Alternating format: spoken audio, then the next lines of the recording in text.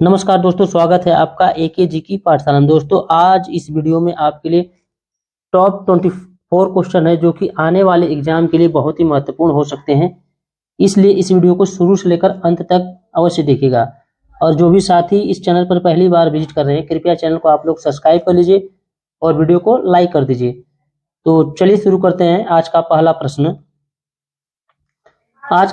है, भारत का सबसे पहला तारामंडल कहाँ अवस्थित है? तो दोस्तों, यदि इस क्वेश्चन का उत्तर आप लोग जानते हैं तो कमेंट बॉक्स में अवश्य बताइएगा कि भारत का सबसे पहला तारामंडल कहाँ अवस्थित है। तो इसका सही उत्तर हो जाएगा option number B, Kolkata. Kolkata में भारत का सबसे पहला तारामंडल अवस्थित है। चलिए अगला प्रश्न देखते हैं। फरक्का सिंचाई परियोजना किस राज्य में स्थित है? फरक्का सिंचाई परियोजना किस राज्य में स्थित है या है? तो पश्चिम बंगाल में स्थित है फरक्का सिंचाई परियोजना। Option number C is a correct answer. चलिए अगला प्रश्न देखते हैं। शरीर में सबसे अधिक पाया जाने वाला ऊतक कौन सा है? जो हमारे शरीर में सबसे अधिक पाया जाता है ऊतक, उसका नाम क्या है? यही पूछा गया है प्रश्न में। तो इसका सही उत्तर हो जाएगा ऑप्शन नंबर बी, संयोजी ऊतक, जो कि शरीर में सबसे अधिक मात्रा में पाया जाता है। इसको आप लोग याद कर डालिए। चलिए अगला प्रश्न देखते हैं।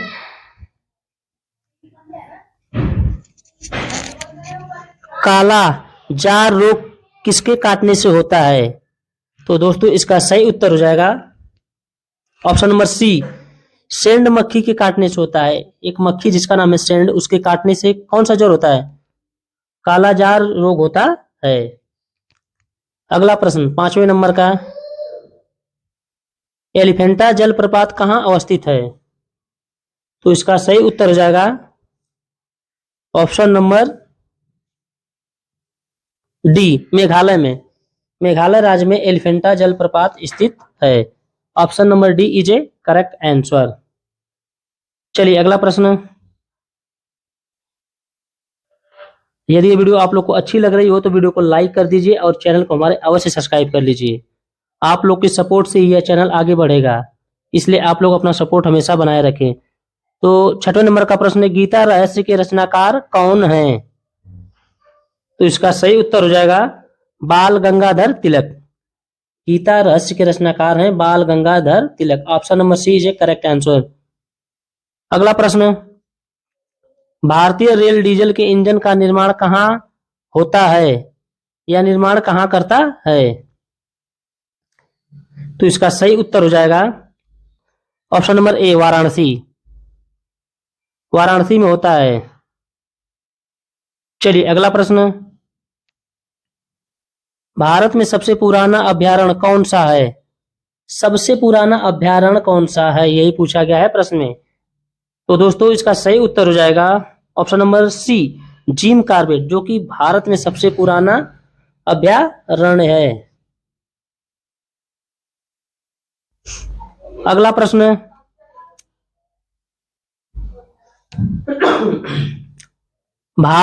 भगत सिंह को फांसी की सजा सुनाने वाला न्यायाधीश कौन था? जिसने भगत सिंह को फांसी की सजा सुनाई थी, वह उस न्यायाधीश का क्या नाम है? तो इसका सही उत्तर हो जाएगा GC Hilton. Option number C is a correct answer. GC Hilton ने भगत सिंह को फांसी की सजा सुनाई थी। दोस्तों, यह क्वेश्चन बहुत ही महत्वपूर्ण है, इसको याद कर डालिए। अगला प्रश्न, चिल्का झील किस लिए प्रसिद्ध है? चिल्का झील है वह किस लिए प्रसिद्ध है? इसी को बताना होता है, झींगा पालन के लिए। वहां पर सबसे अधिक झींगा पालन किया जाता है, इसलिए चिल्का झील बहुत ही प्रसिद्ध है। Option number A is a correct answer. इसको आप लोग याद कर डालिए, लिखकर याद कर डालिए। चलिए 11वें नंबर का प्रश्न है, एलिसा परीक्षण किस रोग के लिए किया जाता है? एलिसा परीक्षण, एलिसा टेस्ट किसके लिए किया जाता है? कौन से रोग का पता लगाने के लिए किया जाता है? इसका सही उत्तर हो जाएगा एड्स। एड्स का रोग पता करने के लिए एलिसा परीक्षण किया जाता है, एलिसा टेस्ट किया जाता है। Option number B is a correct answer. अगला प्रश्न 12वें नंबर का, भारत छोड़ो आंदोलन की शुरुआत किस तारीख को हुई थी? वेरी वेरी इंपॉर्टेंट क्वेश्चन है। इसको आप लोग अवश्य याद कर डालिए, ये हमेशा हर परीक्षा में पूछा ही जाता है, इसलिए आप लोग इसको एक बार लिख कर याद कर डालिए। आप लोग से एक रिक्वेस्ट है, इसको लिख कर याद कर डालिए। इसका सही उत्तर जाएगा 8 अगस्त 1942 ईस्वी को। भारत छोड़ो आंदोलन की शुरुआत हुई थी 8 अगस्त 1942 ईस्वी को। Option number B is a correct answer. अगला प्रश्न 13वें नंबर का, पटना उच्च न्यायालय की स्थापना किस वर्ष की गई थी? तो दोस्तों इसका सही उत्तर हो जाएगा 1916 ईस्वी में की गई थी पटना उच्च न्यायालय की स्थापना। Option number C is a correct answer.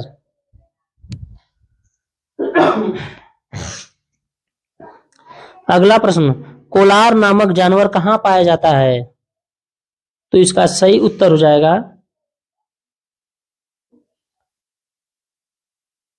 Australia में। इसका सही उत्तर है ऑस्ट्रेलिया में पाया जाता है कोलार नाम का जानवर।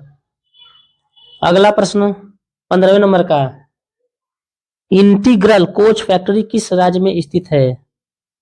तो इसका सही उत्तर हो जाएगा ऑप्शन नंबर सी, तमिलनाडु में स्थित है integral coach factory. Option number C is a correct answer. अगला प्रश्न, कावेरी नदी किन दो राज्यों से होकर बहती है? तो इसका सही उत्तर हो जाएगा ऑप्शन नंबर ए, कर्नाटक और तमिलनाडु। चलिए अगला प्रश्न देखते हैं, सर्वेंट ऑफ इंडिया सोसाइटी की स्थापना किसने की थी? तो इसका सही उत्तर हो जाएगा option number A, Gopal Krishna Gokhale ने की थी सर्वेंट ऑफ इंडिया सोसाइटी की स्थापना। अगला प्रश्न 18वें नंबर का, राष्ट्रीय खेल दिवस कब मनाया जाता है? तो दोस्तों ये बहुत ही कॉमन क्वेश्चन है और प्रत्येक परीक्षा में अक्सर पूछा जाता है। तो इसका सही उत्तर जाएगा 29 अगस्त को मनाया जाता है राष्ट्रीय खेल दिवस। और हमारा राष्ट्रीय खेल क्या है? हॉकी। इसको आप लोग याद कर डालिए, भारत का राष्ट्रीय खेल क्या है? हॉकी। और चलिए अगला प्रश्न है 19वें नंबर का, रक्त की प्रवृत्ति कैसी होती है? यहाँ पर मिस्टेक हो गया, टाइपिंग में आकृति हो गई है। तो रक्त की प्रवृत्ति कैसी होती है? तो दोस्तों इसका सही उत्तर हो जाएगा ऑप्शन नंबर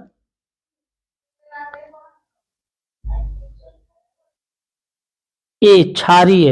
रक्त कैसा होता है? क्षारीय होता है। तो इसका सही उत्तर हो जाएगा option number A is a correct answer. अगला प्रश्न 20वें नंबर का, डालमा अभ्यारण्य किस राज्य में स्थित है? तो इसका सही उत्तर हो जाएगा ऑप्शन नंबर बी, झारखंड में है डालमा अभ्यारण्य स्थित है। झारखंड राज्य में स्थित है डालमा अभ्यारण्य। चलिए अगला प्रश्न, बद्रीनाथ किस नदी के तट पर बसा है? तो दोस्तों इसका सही उत्तर हो जाएगा ऑप्शन नंबर सी, अलकनंदा नदी। किस नदी पर? अलकनंदा नदी। Option number C is a correct answer. इसको आप लोग याद कर डालिए। अगला प्रश्न 22वें नंबर का, सरकारी संपत्ति को नष्ट न करना क्या है? सरकारी संपत्ति को नष्ट न करना क्या है? नागरिक कर्तव्य। क्या है? कौन सा कर्तव्य? नागरिक कर्तव्य। Option number D is a correct answer. अगला प्रश्न 24वें नंबर का, कपिल धारा जलप्रपात किस नदी पर स्थित है? बहुत ही महत्वपूर्ण प्रश्न है दोस्तों। तो इसका सही उत्तर जाएगा ऑप्शन नंबर बी, नर्मदा नदी पर स्थित है कपिल धारा जलप्रपात। इसको आप लोग याद कर डालिए लिखकर।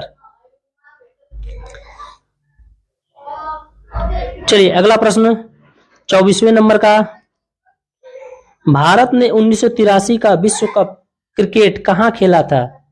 भारत ने 1983 का विश्व कप क्रिकेट कहां खेला था? यही पूछा गया है प्रश्न में। तो दोस्तों इसका उत्तर आप लोग को कमेंट बॉक्स में बताना है कि इसका सही उत्तर क्या होगा। तो आप लोग कमेंट बॉक्स में अवश्य बताइएगा कि इसका सही उत्तर क्या होगा।